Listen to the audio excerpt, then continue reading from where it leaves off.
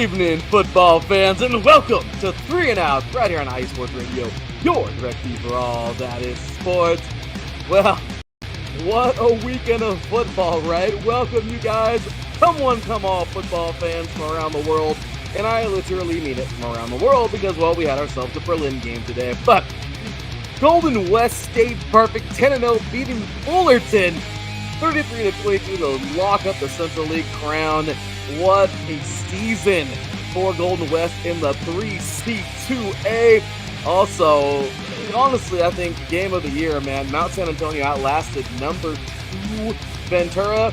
Major shakeup in the SoCal region in the 3C2A, and that thriller for Mount Sac. Moving on, NJCAA, man, this was crazy. The Reavers of number 2 Iowa Western handled number 11 Butler. It was very handedly, not even close. Number 4 Northwest Edge Copia Lincoln 28-27 in a game that Teran and I both thought Copia Lincoln was going to win that thing, setting a MA3C championship clash with number 7 Mississippi Gulf Coast.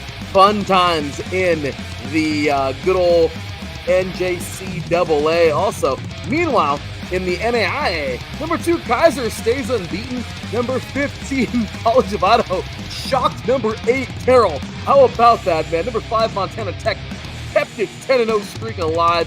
Playoff chaos is here. Also, D3 and D2 football, man. Division 3, number 13 Christopher Newport stole headlines with a 45-42 win over number 7 Salisbury, handing the Seagulls their first loss.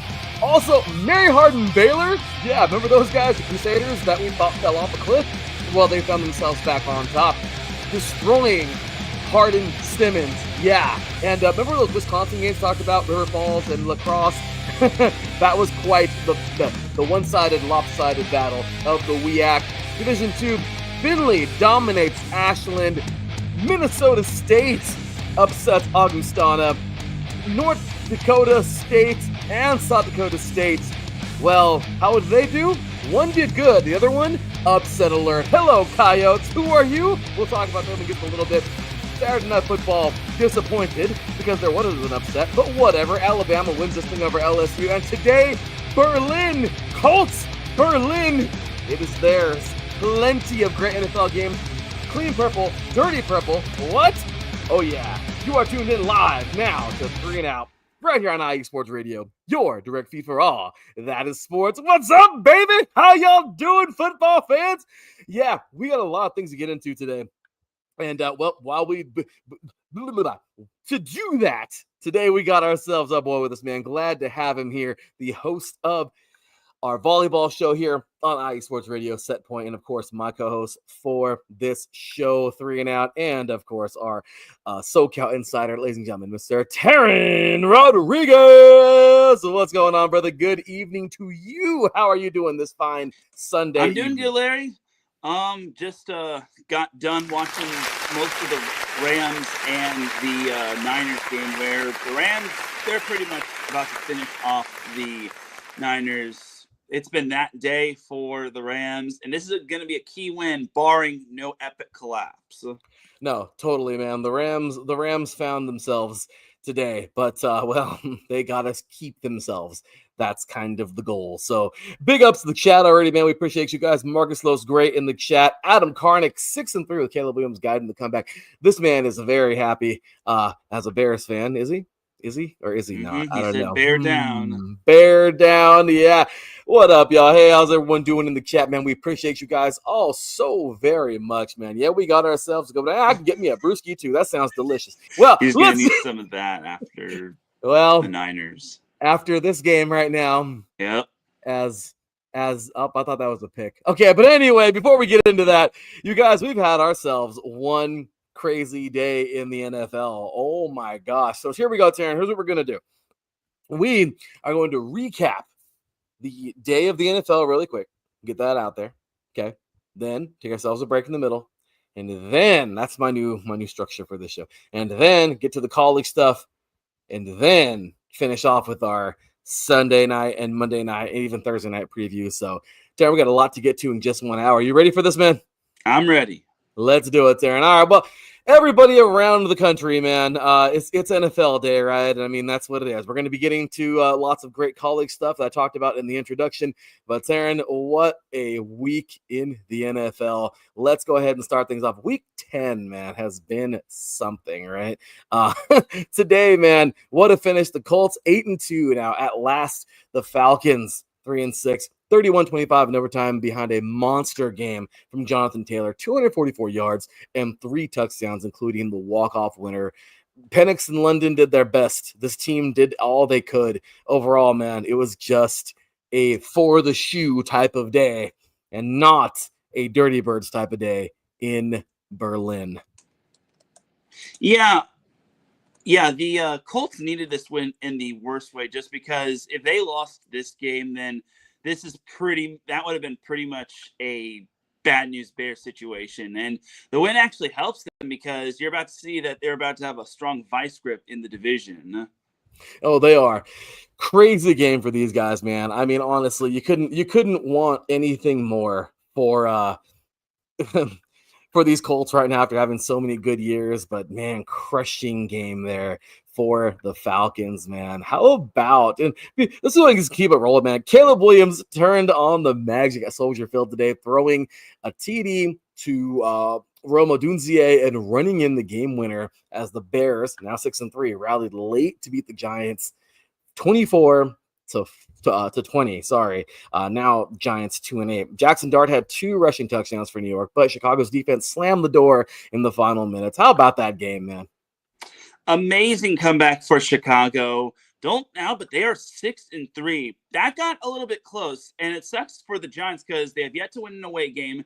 They lost Jackson Dart due to a possible concussion, and the big play of the game was the Giants not going for it on 4th down on their own one. Even Chicago got called for a 12-minute on the field penalty, which would have put the ball on the half-yard line. They just kicked a field goal, which I thought was really bad. I mean, Greg Olsen was just so confused on the broadcast. It's like, dude, you have a chance to extend your lead to 14, go up 2 touchdowns, but you're kicking the field goal. No wonder the Giants are 2-8. No, seriously, they're ridiculous, man. The Giants are anything but good right now. You feel for these guys kind of in the worst way. So yeah, checking in our comments here. I know we got some comments coming in. We appreciate you guys. Yeah, why is it the game I figured is a lock everywhere or every week goes the other way? I would have never guessed the Finns beating Buffalo today. No, I am totally with you on that, man. Tua Tagovailoa and Devon Achane, man, they led the charge as the Dolphins, now 3-7, stunned the Bills, who are now 6-3, 30-13, snapping a 7-game skid versus Buffalo. Achane exploded 174 yards, 2 touchdowns. Jalen Waddle added a 38-yard score as Miami made a statement in South Beach. How about these Dolphins? Man, for being a dumpster fire, Miami actually did pretty well against Buffalo. They really made their life a living nightmare, and they shut them out through 3 quarters. Now, Buffalo just seems to be so inconsistent. Like, this is like, what, the second opponent that's sub 500 that they've lost to. I'm starting to lose belief in Buffalo in terms of them being a Super Bowl contender. I mean, Josh Allen is a great quarterback. He didn't really have the best game, but honestly, it's like when you get down so much and you're just waiting for your offense to start clicking, you veer away from the run game and you just can't go to James Cook. So when you fall behind early and you have to start playing catch up, you become one-dimensional. And if you become one-dimensional, it's good news for the other team. So Buffalo has really got to fix their consistency just because the division might be starting to slip away from them. It is. I hate to say it, but I think that's it for the Bills, man. I just don't see it no more. That fight, that crazy Buffalo magic, it's just not there. I don't see anything happening. I'm not going to slam them. I'm not going to try to slam them. Some people might have thought that as a slam, but honestly, it just sucks. I feel bad for these guys. You know, I feel bad for their fans. They were so close yet so far these last couple of years, and it's a real killer, man. As of right now, the Bills just look kind of average. They look like a team that started out really good, and they're just kind of sputtering, and it sucks. I really feel bad for the fans again. They deserve a lot better, and I just wish they would have won one, in the last couple of years, man. Buffalo deserves it, but tough go for those guys.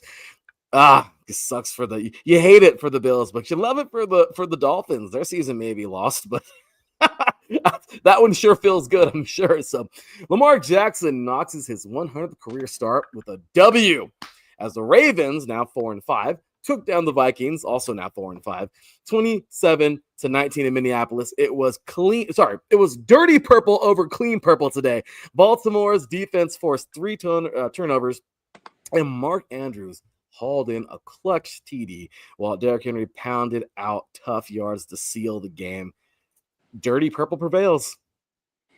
And don't look now, but that's 3 wins in a row for Baltimore. And like I said yesterday, you look at Baltimore's schedule, it starts to get a little bit light for them, which is very, very convenient. They've got the Browns next week and the Jets the following week. And then even though they've got a short week, they've got I guess they do. Yeah, short week. They are playing on Thanksgiving. Interesting. Even though they got a short week, they've got the Bengals. So that's 3 very winnable games. And again, they could go to 7-5, which is very convenient for them because now the division's back on the table. And if they get a little bit of help along the way, the Ravens could be the division champs. But we'll have to wait and see when it comes to that. But it's a great win for them. Kind of expected this just because Minnesota, they had their moment in the sun beating Detroit, but then I think they kind of crashed down to earth because Baltimore's getting healthy by the day. They are, and honestly, man, they're scary. A healthy Baltimore team is a scary, scary team. Well, speaking of another team in their division that just got absolutely, I wouldn't say whipped, but this was the true toilet bowl of the year, and well, it didn't disappoint, Teran. This was crazy, man. And forgive me, everybody, for butchering this. I'm going to try. Ken Nwanu, is that how you say his name? 99-yard return to the house today, man. Isaiah Williams added a 74-yard punt return TD as the Jets, now 2-7, outlasted the Browns, who are now 2-7. 27-20 for their second straight win. Breece Hall sealed it with a 42-yard receiving touchdown from Justin Fields. Teran, neither of these teams are going to do anything this year. There's nothing exciting or positive to say about either one.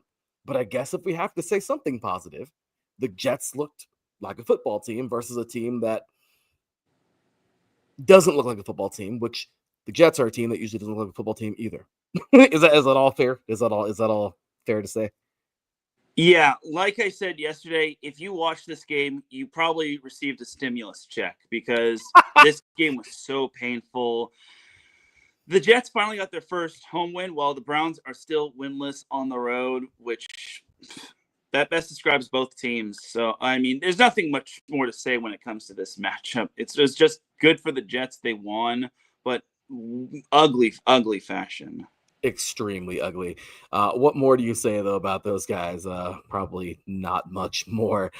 Jumping back here in the chat, I know we probably got some more here, so let's take a look. We don't. Oh, look at that. I thought we had more. Okay, whatever. Anyway, keeping it rolling there. Yeah, we Drake May and Trevon Henderson powered the Patriots, now 8-2, past the Buccaneers, who are now 6-3, 28-23 in Tampa. Henderson erupted for 147 yards and 2 long touchdowns, while May tossed scores to Von Diggs and Kyle Williams to keep New England unbeaten on the road. How about these guys, man? Don't look now, but I want to say the Patriots have now won 7 straight. This is a very, very good New England Patriots team. And yeah, that is 7 straight for the Patriots, which is really good. And on the road against Tampa Bay, that's even more impressive just because Tampa, even though they are still without most of their weapons, no Bucky Irving, no Chris Godwin, honestly, this Patriots team is just looking super special. And their next 3 games are very winnable. So they're at their short week, but it's against the Jets. And they've got the Bengals, very winnable. Giants, which, God, they're putting that on Monday Night Football. Why? Yeah, and they've got the Jets on Thursday Night Football. Jets and Patriots on Thursday Night Football. So, Right. and most of the schedule is fairly favorable outside of the Bills and Ravens. Like, I could realistically see at least 5 more wins for this Patriots team, which would put the record at 13-4. But this Patriots team, they want more. They're looking very dangerous. They are, man. The Patriots actually look like they haven't in a long time. This guy was there at the game today, man. Pretty cool. Nice. Our very own Brian Francione, man. This guy is freaking awesome. Our New England insider here, man. What a game. How about those Patriots, man? It's crazy to see it. There was a lot of, I love the emotion from the fans. You saw, and it was cool how they were even pointing it out, like the commentators. Some of them teary-eyed because they haven't seen this in a while, but at the same exact time, no, you guys were spoiled for 2 decades. But regardless, really cool to see this team redeem themselves. This goes to show you that you can rebuild teams, Raiders. Looking at you. Anyway, so yeah, it's possible to rebuild teams unless you're silver and black and your team is the Raiders. Anyway, rookie quarterback Tyler Shaw. This guy, man, earned his first career win as a Saint. They are now 2-8. They stunned the Panthers, who are now 5-5, 17-7 in Charlotte.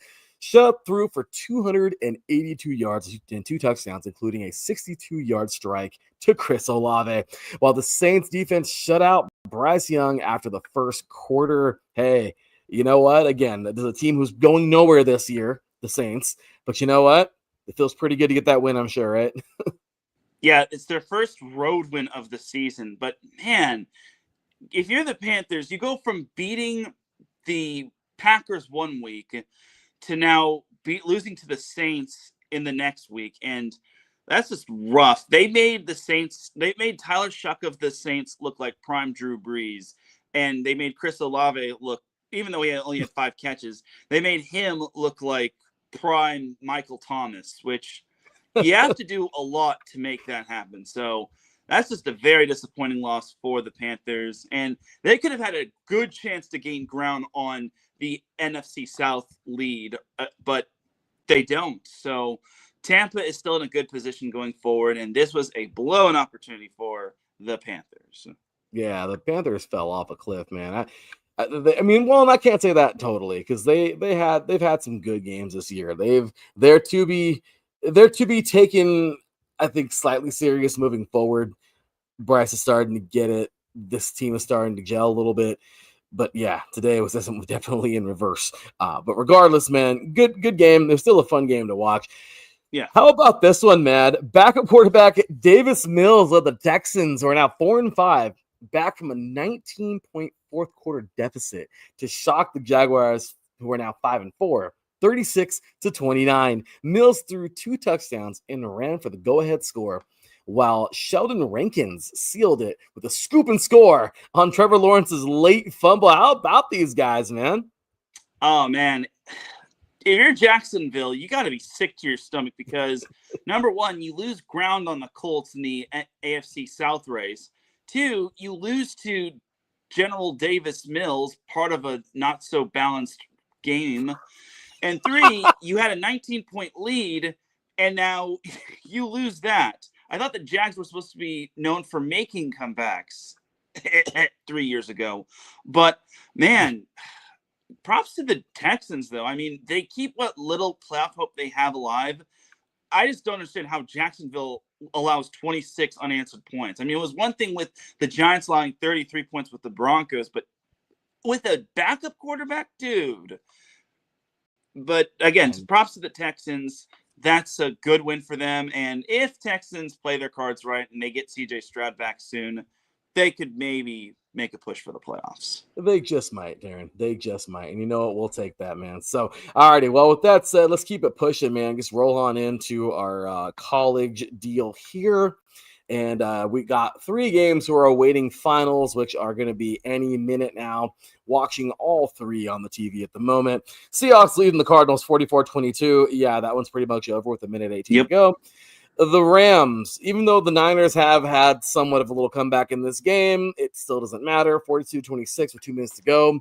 Rams should wrap this one up. And kind of crazy, the Lions and Commanders have the same exact score as the Cardinals and Seahawks, 44-22 with 2:09 to go. So yeah, those are 3 games that are pretty much all decided, but we will get to those in just a bit. So, Teran, let's roll on into our college deal, man, and get a little bit of a recap from yesterday's biggest games. No high school games from yesterday. They all finished out as we continue our playoffs and everything. So, no games yesterday, November 8th, but 3C2A action, Teran. Number 1, Golden West. 33-22 over number 10 Fullerton. Golden West stays perfect, 10-0. They claim the Central League crown. Kuana Noah K. I'm just not going to say his last name.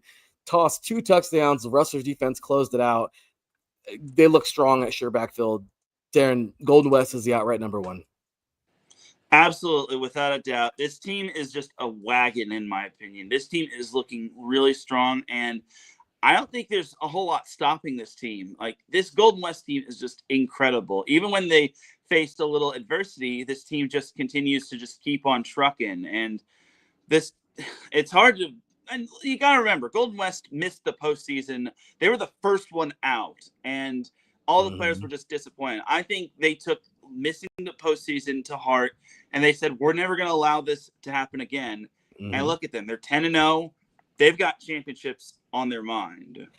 Golden West is I mean, honestly, Darren, I just don't see anybody else doing it. Even the mighty San Mateo, they look a little human this year, but the team who looks unhuman is Golden West. Now, can anything happen in the playoffs? Yes. Can anything happen in the national championship game, Taryn? Yes.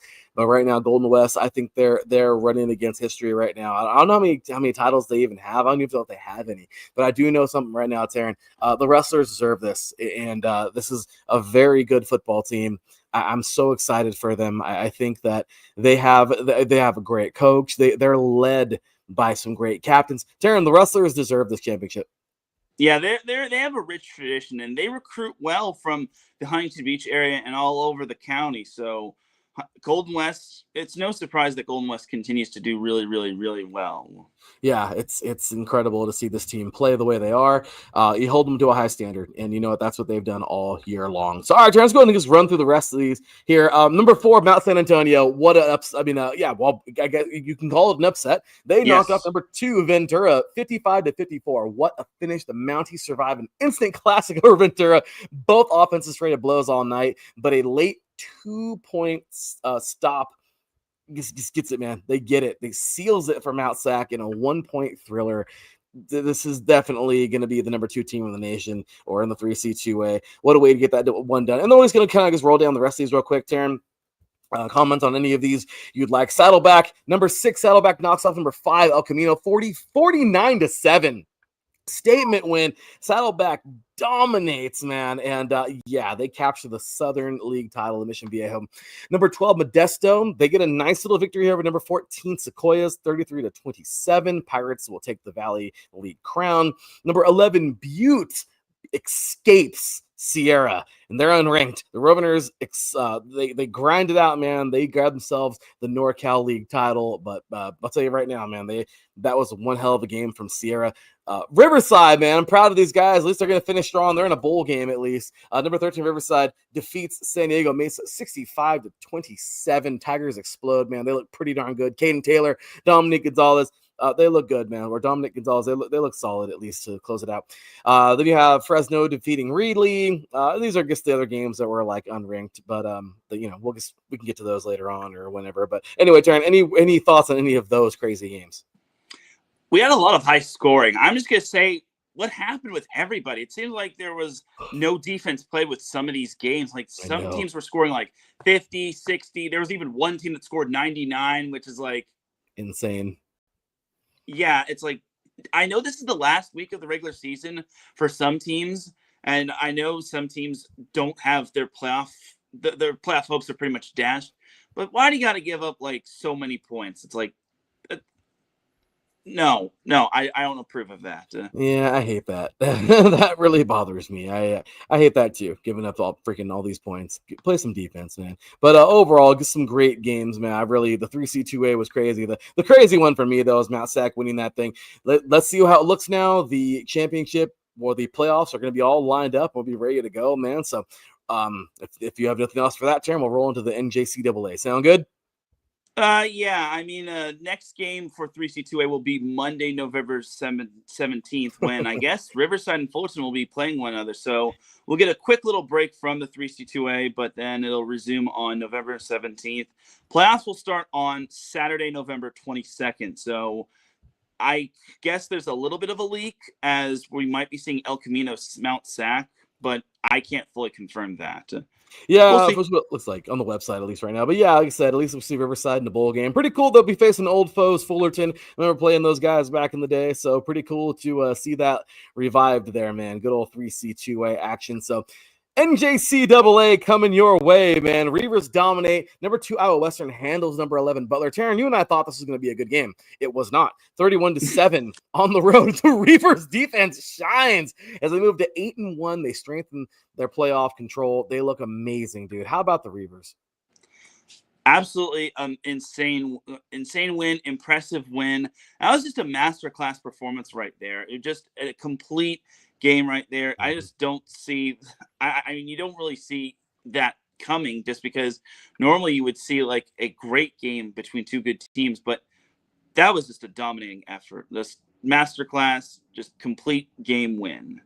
If we really, and again, now I think this solidifies it, Taryn. We're gonna see the Reavers and Hutchinson. We have to. Hutch and Iowa Western, they'll be going head to head again. The two teams from the middle of the country are going head to head for the national championship in the NJCAA. Again, I know we got to play the playoffs, but I just don't see any other team right now that looks like these two. And if anybody's gonna beat Hutch, it'll be Iowa Western. But then again, they have to actually win the game because Hutch is just on a different planet right now. So, MA3C madness, man. Number 4, Northwest Mississippi exits out number 5, Copia Lincoln, 28-27 in a thriller. The Rangers advances the MA3C title game. Darren, we both picked Copia Lincoln yesterday.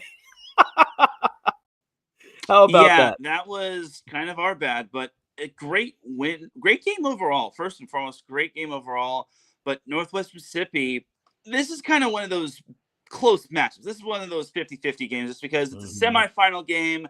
And it balances out because both of these teams are just really darn good. And when it comes to the postseason or times like these, it's either you win in advance or you lose and your season's pretty much done. So Northwest Mississippi was able to make the plays that they made in order to beat Copia Lincoln.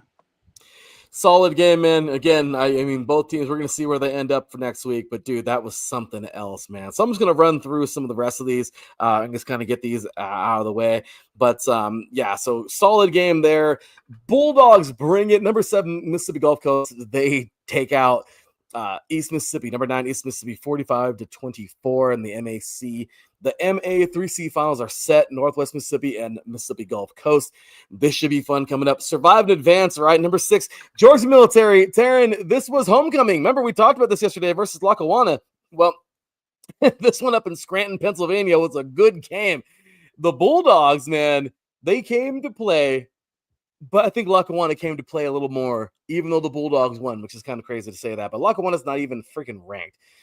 They knew they had this huge game for homecoming, and they didn't disappoint, even though they did take the L by 1 point.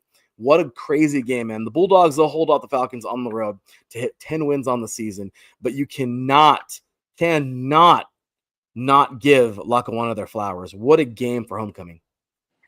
Yeah, a great effort from Lackawanna, and I think that, but obviously Georgia Military was the better team slightly, but again, great effort from Lackawanna. It's never easy to schedule a homecoming game, especially when you're in a conference like that. So the fact that they were able to schedule Georgia Military and they were able to play it close was quite impressive. There must have been a great showing out when it comes to Lackawanna's like fan base and student section and all that sort of thing, just because that could really get into the head of an away team. And I think that kind of got in the head of Georgia Military, but they were able to inch out the win and they continue their season. Yeah, which is awesome, man. And happy to see. I mean, again, this is the 3C2A is just, 3C2A. Both of them, actually, the 3C2A and the NJCAA. Again, I just wish we would get some, we always get cross-conference stuff. I wish we can get these two going cross. That'd be fun. But, all right, so other than that, man, Minnesota, kind of like Minnesota in the snow. Snow from Utah rolls past Monroe, 49-14 in New York. Big victory there. Number 8, Coffeyville dominates Dog City 42-10. I mean, we have a Texas thriller here. Number 10, Navarro holds off New Mexico Military 35-32. And a very close game there. So, I mean, we're just getting towards the end of this, man. Really fun stuff. But I think the big one, obviously, is the official set of the MA3C title game. Again, number 4, North of Mississippi. Number 7, Mississippi Gulf Coast. Championship on the line. Definitely major playoff implications. Teran, you want to talk any other NJCAA games before we move on to D3? I think that is pretty much it. The season's kind of winding down because we only have 3 more. Oh, actually, no, just 2 more full weeks until the end of the season, which is freaking awesome, man. We're getting there. We're almost to the end. Crazy to see, man. But all right, so let's go ahead and move it on now over to some D3 football, man. Number 13, Christopher Newport taking out number 7, Salisbury, 45-42. What a game! The Captains take down the previously unbeaten Salisbury in a coast-to-coast classic.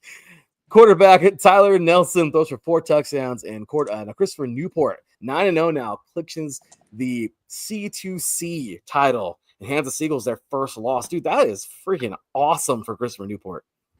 Yeah, a very good win. And I think everyone that picked against them, we owe Christopher Newport an apology. Just because I know Salisbury is definitely a good team, but for Christopher Newport to win at home against a top 10 team is very impressive. So gotta give props to Christopher Newport on that win, beating a good Salisbury team. Really, that was a great one, man. Mary Hardin Baylor, dude, we got them all wrong, man. We thought we wrote these guys off, but the Crusaders, though they're probably not playoff bound, though, then they might, who knows, this might put them in there. They knock off number 5, Hardin Simmons, in this crazy Texas battle, man. The Crusaders reclaim Texas bragging rights. A late touchdown and a stand by the Mary Hardin Baylor defense sealed the win over Hardin Simmons. Dude, they took down number 6. Cowboys take their first L of this season. Dude, that was a crazy football game. Yeah, kind of one of those low-scoring games, and most of us wrote Mary Hardin Baylor off, but Mary Hardin Baylor never wrote back. And that was an impressive win right there. Just goes to show that games like this or rivalry games like this, anything can happen. And Mary Hardin Baylor, they really turned back the clock against Hardin Simmons. So that's just a very good win. Probably the impressive win of the week right there in D3. Oh, definitely, man. Well, we got one more of these. Actually, a crazy upset, and then this one here. So the crazy upset, man.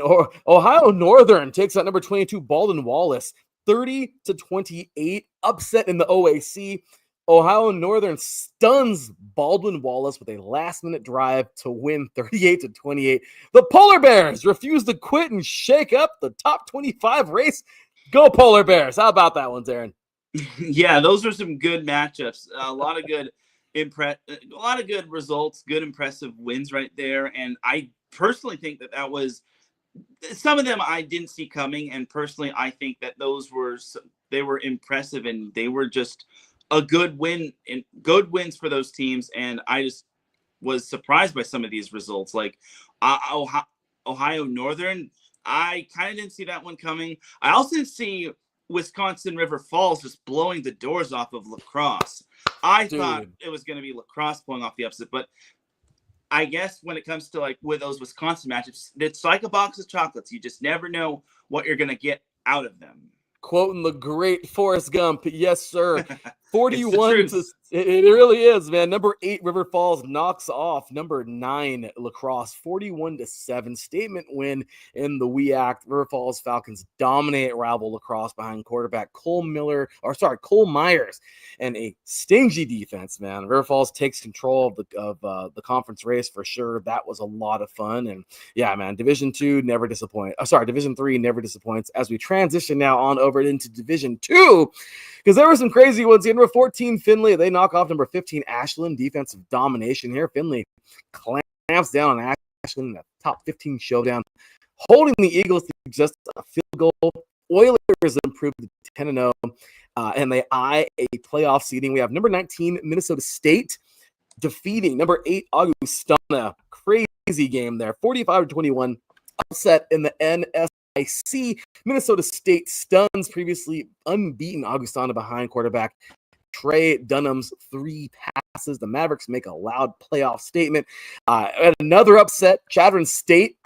Number 22, Chadron State defeats number 9, Western Colorado, 27-24. Big RMAC shocker here. Chadron knocks off Western Colorado in a 27-24 thriller. Running back Luke Bailey scores twice to seal the upset in the fourth. We had another one here, man. Valdosta State, though these guys aren't even ranked. They've been in and around the championship in the last 10 years for sure, and they're a fair program. Not their best year, but they get a dagger late in the season, man. They knock off number 24 Delta State, 27-23. Gulf Coast Fireworks here. Sorry, Gulf South Fireworks. Valdosta spoils Delta's top 25 run, taking it 27-23 behind quarterback Cade Bridges. Clutch late driver for those guys. Another upset. Bentley, unranked Bentley knocks off number 25 Assumption, 20-17. This is an NE10 upset. Bentley exits out Assumption on a walk-off field goal from Ethan McGrath. Falcons climb while the Greyhounds tumble out of playoff contention. I mean, Teran, there are so many of these. What was your favorite of those games? There are 5 upsets in terms of like the ranked teams. I would have to say the best upset was maybe Minnesota State defeating Augustana, just because they dropped 45 on them, which was very good if you ask me. That was the most impressive of the upsets. So I think all those upsets deserve all the credit, but I think Minnesota State's win over Augustana was very convincing, and for them to do that against a top 10 team was just incredible right there. So that was nice. That was nice. But 5 upsets. I mean, how about that, man? Again, Division delayed 2. Scary hours for NCAA Division 2.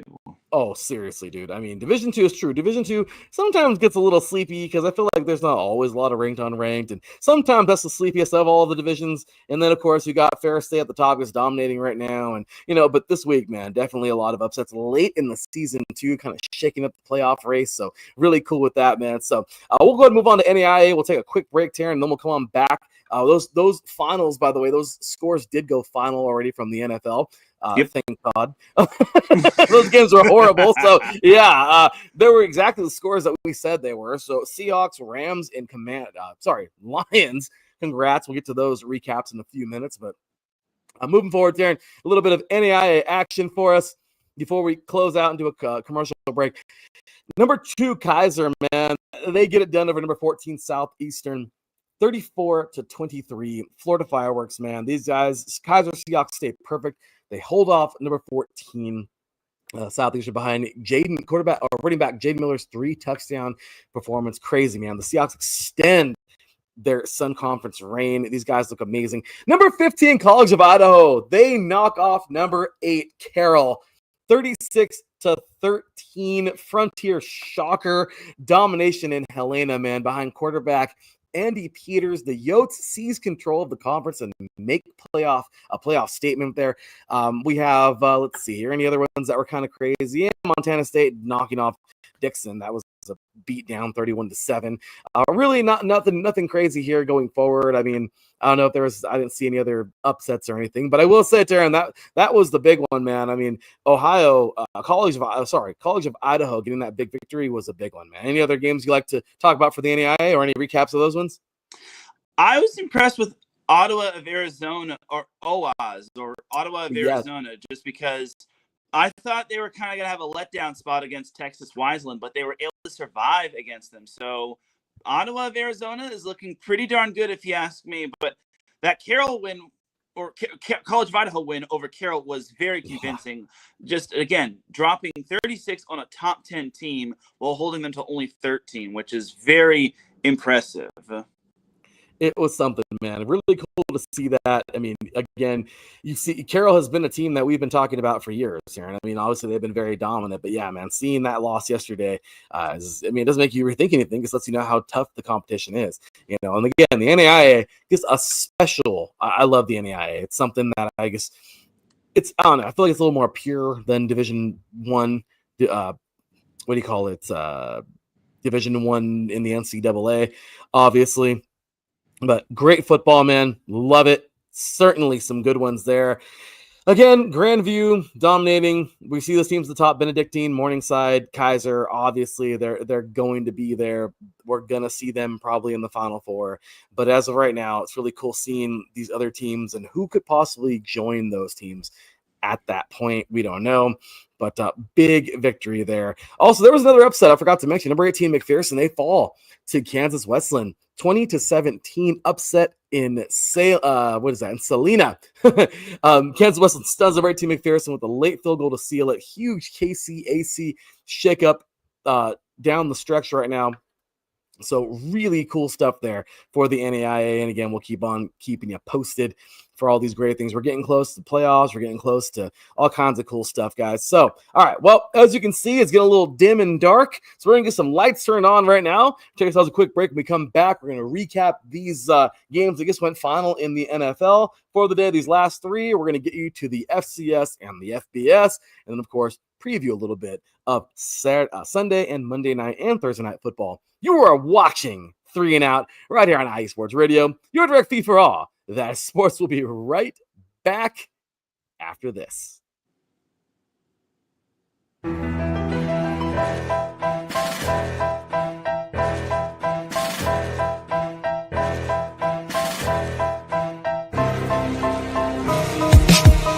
For the last 10 years, IE Sports Radio has been bringing you amazing content ranging from interviewing legendary athletes, coaches, and other authorized media personnel to building tailor-made shows dedicated to all major sports cities around the country. Make sure to follow us at IE Sports Radio on X, Instagram, Facebook, TikTok, and YouTube to keep up with the latest in sports and with all of our shows. Also, make sure to check out our daily updated website at iesportsradio.com. At iesportsradio.com, you can see our daily show schedule and check out all of our show pages with personal bios to learn a little bit more about each of our awesome hosts. In addition to our show pages, you can catch the IE Sports Radio blog, Hall of Fame, Fans of the Month page, and our merchandise shop, including t-shirts, tank tops, caps, long sleeves, hoodies, and more. For now over a decade here at IE Sports Radio, we've continued to be by the fans, for the fans, and we thank you all for your support and for making IE Sports Radio your direct feed for all that is sports.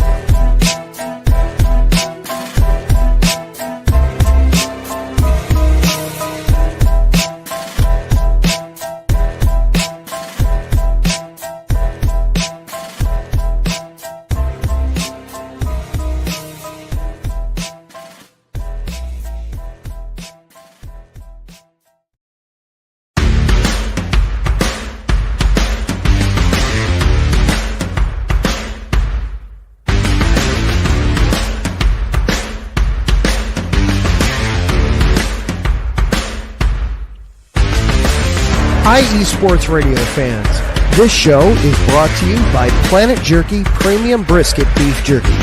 Planet Jerky is the official jerky of the 2022 California League champion Lake Elsinore Storm, single A affiliate of the San Diego Padres. This all brisket jerky has gluten-free options, contains no MSG, no sodium nitrate, is low in sugar, and high in protein. Go to their website at planetjerky.net and follow them on Instagram at Planet Jerky. Planet Jerky, the jerky that's on a whole other planet.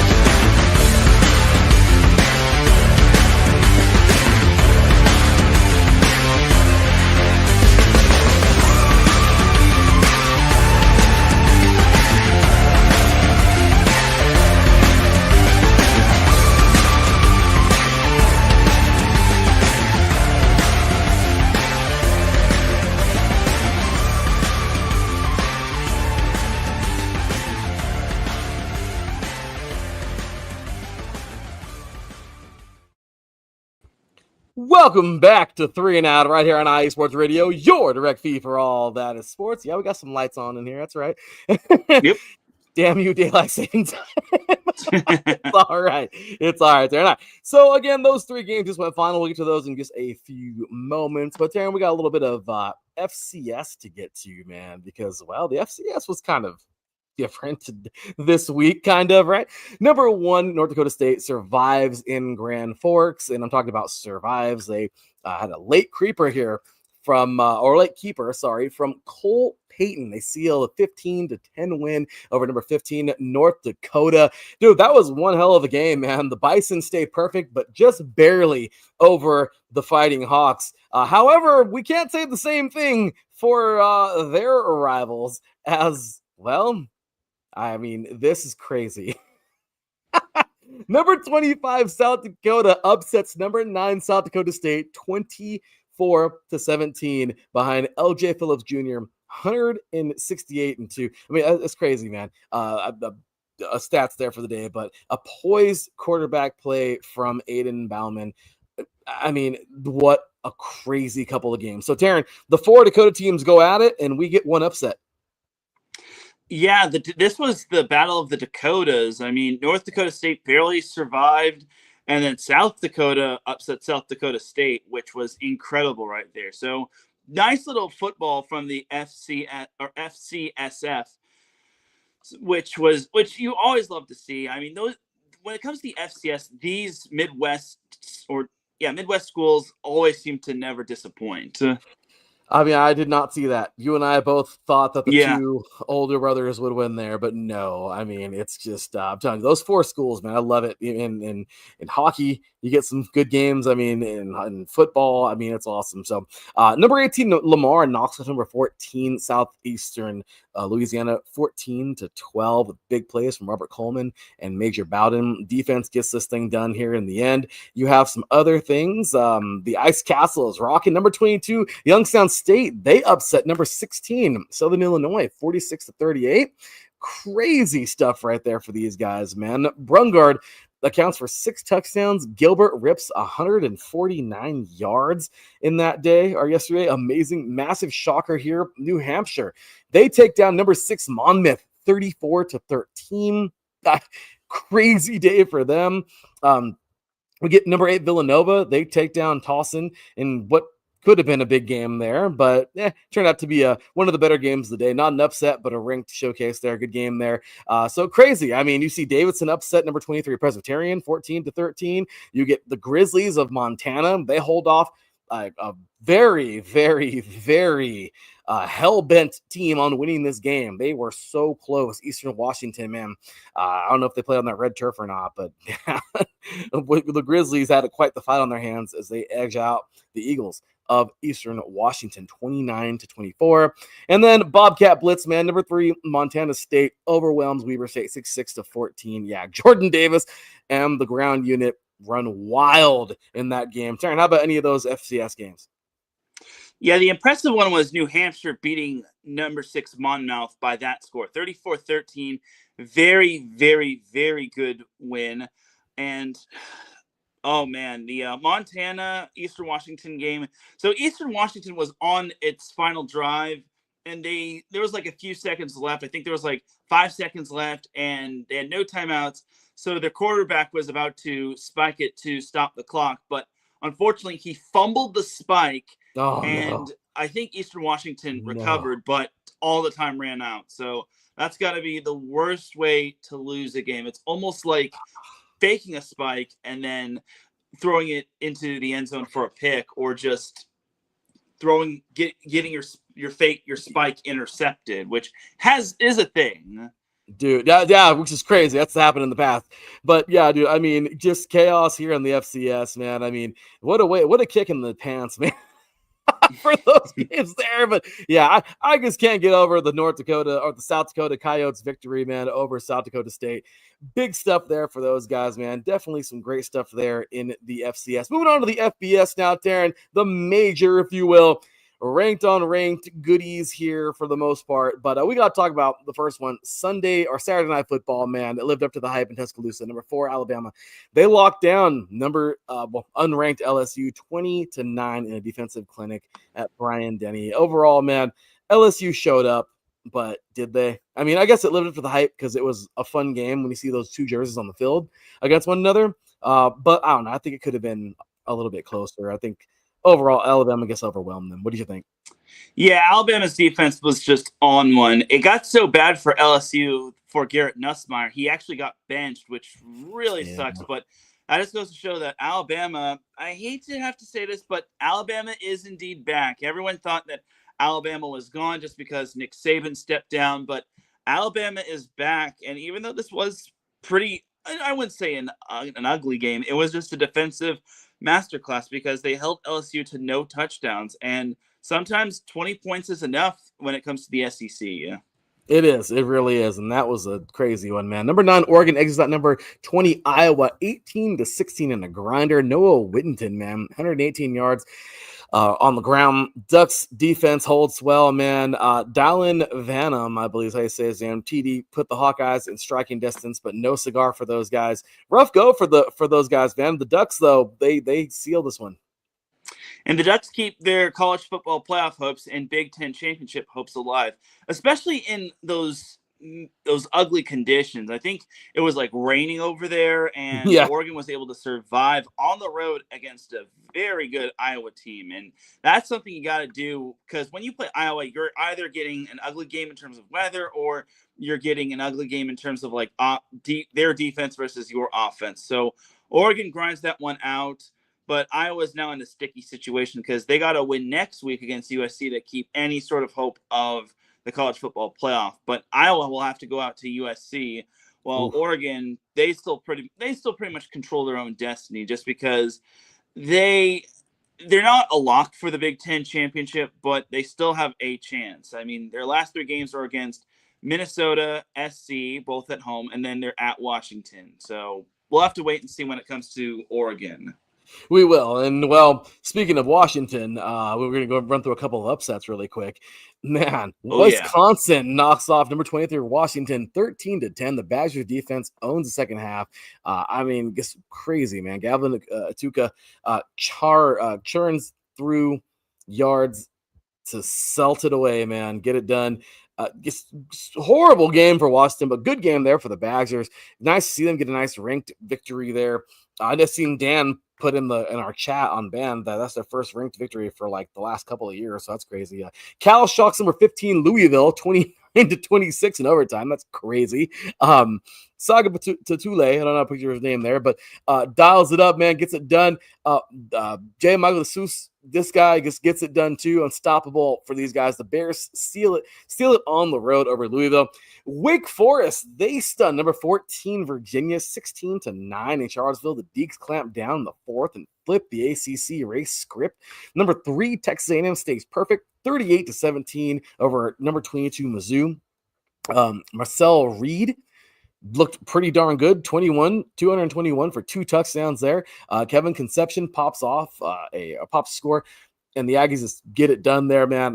Some crazy upsets there. Also, another upset, man. Tulane, they toppled number 25 Memphis 38-32, man. Jake Ratzlaff did an amazing job. He was on fire. Justin Gordon adds balance. Cam Branham Jr. fights for a solid game. I mean, all these guys played well, man. Tulane gets a big one there. And unfortunately, Memphis and the really cool uniforms don't get the win. So, Teran, your thoughts on any of those? Yeah, those are some good games, in my opinion. And honestly, the Wisconsin, you mentioned Wisconsin. Washington, there are 3 things that are guaranteed in life: death, taxes, and Washington just laying a goose egg on the road. Washington is the prime definition of they are not a good road team. If you are at home, you're more than often than not going to win. And there were some other notable unranked versus unranked wins. Hawaii just decimated San Diego State, handing them their first Mountain West Conference loss. Nebraska beat UCLA, which TJ Lateef actually had a nice little homecoming. He is the SoCal guy from Orange Lutheran. He actually got the start, and he threw for 3 touchdowns, taking down UCLA, which was very impressive for the Huskers. So I just want to throw a couple of those out there. Clemson finally gets a win. They beat Florida State. They keep their hopes of bowling alive. North Carolina finally got another ACC win, beating Stanford. And Iowa State took down TCU to guarantee themselves bowling. Arizona is going to go bowling as they beat Kansas 24-20. And that is pretty much it. Oh, yeah, and Rutgers also won, but they beat Maryland. So that's probably the toilet bowl of the Big Is it a win? I know, right? Well, solid stuff there, man. Again, another one I wanted to add really quick, too. I don't even know if we mentioned it, but good old BYU, man. They got themselves a nice win yesterday as well. Looking solid. They took out Texas Tech, man, 29-7. Just big victory there, man. Cameron Dickey hammers 121 on the ground. Texas Tech just smothers the late rally. This was just they get obliterated. But BYU, man, Texas Tech looked really good. And BYU, man, that was crazy game there.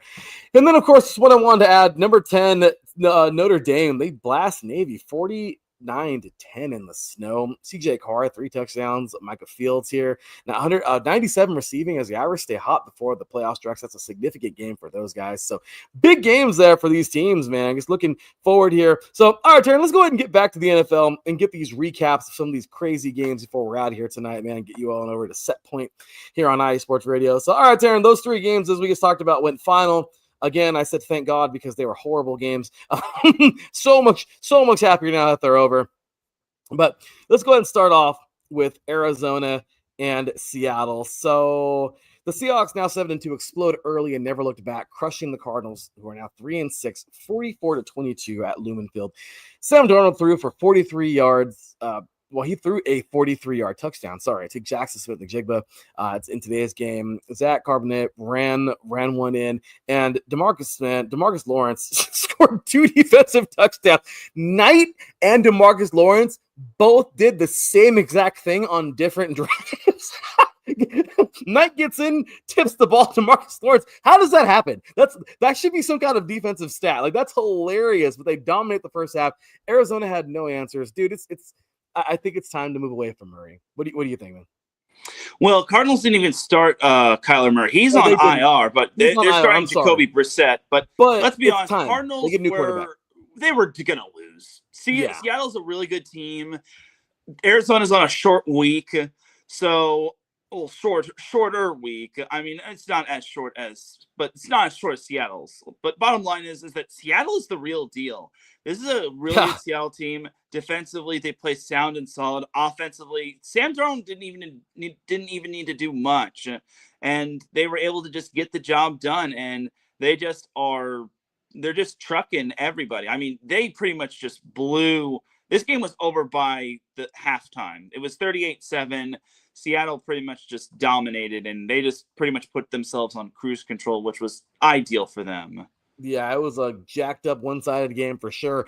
Yeah, dude. I mean, again, I'm sorry. I don't know why I brought up, moving away from. I think the reason why, again, is he's hurt. It's been a bad year. I think it's time to go search for another quarterback. Yeah, I think it's time to move off from Kyler too. Yeah, he can maybe change scenery, man. That's all it can take. He can be great somewhere else, but as of right now, it's just these guys just aren't going to get it done, man. I guess the Cardinals need a lot of. Unfortunately, just like the Raiders, they need a lot of help, and they've just had years to do it, and they can't seem to rebuild. Teams like the Patriots, they'll seem to get it together fast. I don't know. There's something in the water over there we need to figure out. Get the Raiders some of that water from New England, please, somebody. The Vrabel effect. Too. The Vrabel effect, right? No, so true, man. So, all righty, moving forward. This game was also just went final. Jared Goff and the Lions, now 6-3, roared past the Commanders, who are now 3-7 with a 44-22 road win in Landover. Goff threw for 320 yards and 3 touchdowns, while Jahmyr Gibbs racked up 142 total yards and 2 touchdowns as Detroit dominated from start to finish. Are there any words for this game? No, and this was pretty much revenge from last year's divisional round game. And this was the perfect storm for Detroit. Everything just clicked their way. They were facing Marcus Mariota. Jared Goff had himself a great game. Jahmyr Gibbs was outstanding. Jameson Williams had himself probably a legacy game. So I think for Detroit, they kind of needed this bounce back win just because they and the Chicago Bears are kind of like even Steven in terms of the NFC North, and they still got to wait what the Packers' fate is when it comes to their game against the Eagles tomorrow. But a very good win for Detroit. Huge game there for those guys. Hats off to Detroit on a huge victory, man. And then Matthew Stafford was fire once again, throwing for 4 touchdowns as the Rams, now 7-2, took down the 49ers, who are now 6-4. 42-26 in Santa Clara. Kyron Williams added 2 rushing scores, and Devontae Adams, Puka Nacua, and Colby Parkinson, man, each found the end zone as LA rolled to its 4th straight victory. Dude, the Rams are looking scary. Yeah, they needed this. They needed this win big time, especially since it was on the road. That's a very good win, especially playing in front of an environment like that. It did get a little dicey when the Niners did try to nibble away at the lead. They got to within 1 score several different times, but the Rams always seemed to have an answer. And Matthew Stafford, you said he threw for 4 touchdowns. Those 4 touchdowns actually meant something because on one of them, that was actually his 400th passing touchdown, cool. Which means a lot just because he joins an elite company such as players like Tom Brady, Aaron Rodgers, Dan Marino, and so on and so forth. So the Rams pick up a much-needed win, a big win at that, keeps pace with Seattle in the division. And for the Niners, it's just a tough loss for them just because they're really thin defensively. It's not even funny. So Niners are really going to have to get it together. But the Rams, I'm really liking what I'm seeing with the Rams. Oh, the Rams are looking great, dude. The Rams are playing great football right now. They look good, and they're a team to be feared. I totally believe that right now. This team is on fire. They look strong, and, well, there you have it, man. So let's move on into the previews for tonight, tomorrow, and even a little Thursday night football preview. It's lights on at SoFi for Sunday night football, man. The Chargers now 6-3. Look to make it 3 straight as Justin Herbert and Ladd McConkey lead the charge, while Aaron Rodgers and the Steelers 5-3 hunt for another statement win on the road. All right, Teran, I know you're taking your boys, but what do you think overall of this game? Okay, this one's going to be an uphill climb. I know the Steelers defense was dominant last week when they played the Colts, but I kind of wonder what Steelers team, how do we know what Steelers team are we going to get? Are we going to get the Steelers team that looks strong, that had that great defensive effort, or are we going to get a Steelers team that plays down to its competition and spots the other team points and just makes it tough on themselves? That's my big question right there. So, and it seems like the Chargers-Steelers matchup always goes back and forth. One year the Steelers win it, and then the other year the Chargers win it, and then it's like a pattern. And if you remember last year, the Steelers did beat the Chargers, and the year before, or the previous matchup, the Chargers beat the Steelers. So I'm hoping, knock on wood, that the Chargers continue the trend of the pattern. I mean, they can. The Chargers look like a good football team tonight. I know it's a crazy one. I really like them a lot. I do. The Steelers have I think there's something there. The Steelers look like they can totally win tonight's game. But, dude, I can't help it. I've seen too much. Maybe it's because I see this team play too much against us. I don't know. But I'm going Chargers tonight, man. I think you guys can win this game. I hope so. Justin Herbert's going to be without Joe Alt's out for the year. And like I said on yesterday's show, it got to the point where the Chargers had to make a trade but right before the deadline, 12:59 p.m., they traded for Trevor Penning of the Saints for I think it was like a 6th or 7th round pick. So that helps their O-line a little, but still, it's better than nothing. True, better than nothing, and we can definitely agree on that. So, all right, on Monday Night Football, the lights shine bright at Lambeau for Monday Night Football. The Eagles at 6-2, and the Packers at 5-2-1 meet in a playoff rematch from last season. Jalen Hurts and Saquon Barkley lead Philly's charge, while Jordan Love and Josh Jacobs look to defend the frozen tundra in a battle for NFC powers here on Monday Night Football tomorrow. Who are you taking?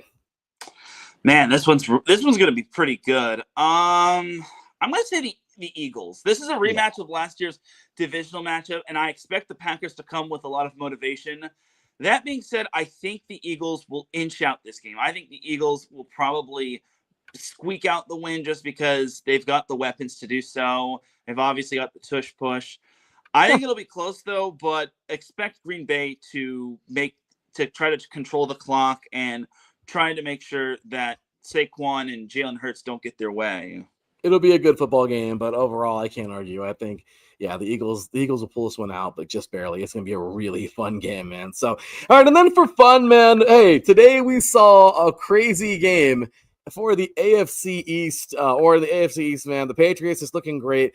The Jets, what? Is there life, or am I just being a little too nice? Teran, Thursday Night Football, of course. But next time we'll see our awesome viewers here. We have over 500 tonight, 531 of you. So thank you guys very much. We appreciate you for tuning in and being a part of tonight's show. But Thursday Night Football, man. The Patriots at 8-2 look to stay red hot as Drake May and Stephon Diggs lead the AFC East frontrunners against the scrappy Jets. It's a rivalry, man. So 2-7, who ride a 2-game win streak behind Justin Fields and Breece Hall. Can Gang Green pull the upset?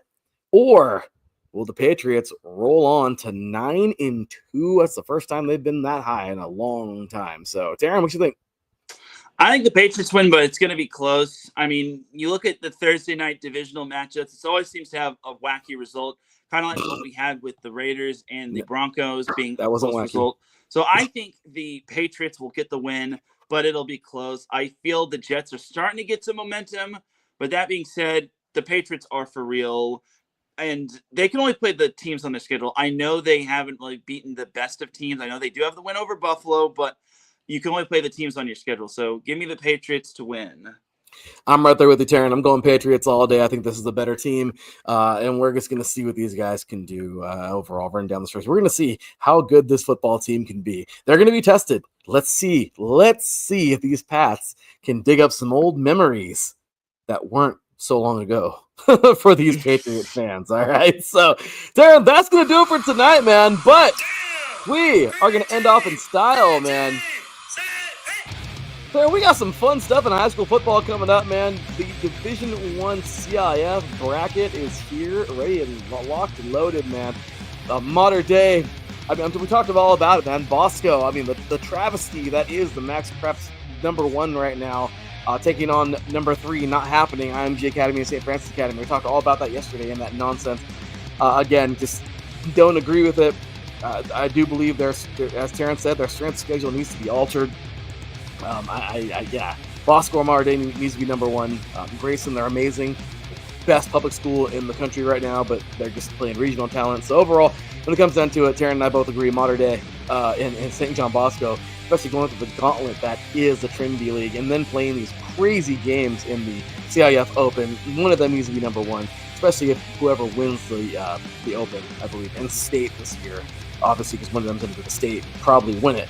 Unless it's one of them crazy, I don't know, one of those fun games up north, man. De La Salle or the Junipero School, Junipero Serra. But with that said, Teran, we're out of here for the night, man. But any last closing thoughts, comments, anything you want to throw out there for anything coming up this week in football, anything we missed? What you got?